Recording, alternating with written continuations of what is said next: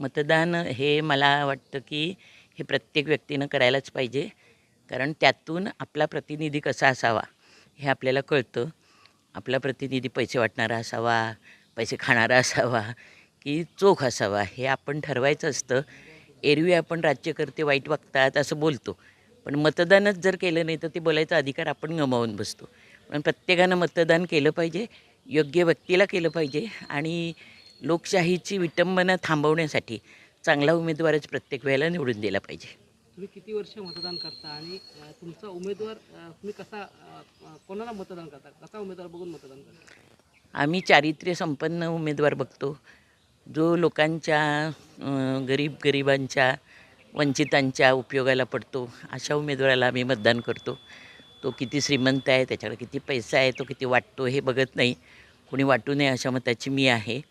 लोकशाही सुदृढ करायची असेल तर प्रत्येक मतदारानं सज्ञान झालं पाहिजे. आणि मी आता गेली माझ्या 21व्या वर्षापासून आज मला 71वं वर्ष आहे, 50 वर्ष मी मतदान करते. जवळजवळ माझं आता वय 76 पूर्ण झालेलं आहे. 77 आहे मी. कायम मी मतदान कधीही नाकारलेलं नाही किंवा न केलं असं कधी घडलेलं नाही.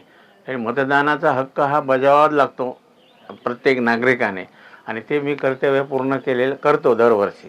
तुम्ही मतदान केल्यानंतर कशा प्रकारे तुम्हाला वाटतं का म्हणजे येणारा उमेदवार असेल जो जिंकून येणार असेल कशाकडे त्याच्याकडे कुठल्या एकंदरीत समाजसेवेचं काय काय नक्की त्याच्याकडे गुण पाहिजेत? तो मतदार तळागाळातल्या लोकांना त्यांचा विचार केला पाहिजे, तळागाळातल्या लोकांचा.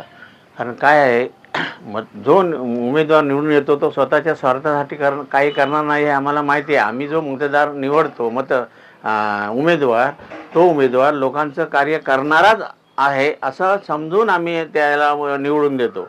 त्यामुळे त्याच्याकडून आमच्या ज्या अपेक्षा असतात किंवा समाजाच्या अपेक्षा ज्या असतात त्या अपेक्षा तो पूर्ण करेल याची आम्हाला खात्री असते. लोकशाही मराठी ऐका, पहा, जागरूक रहा.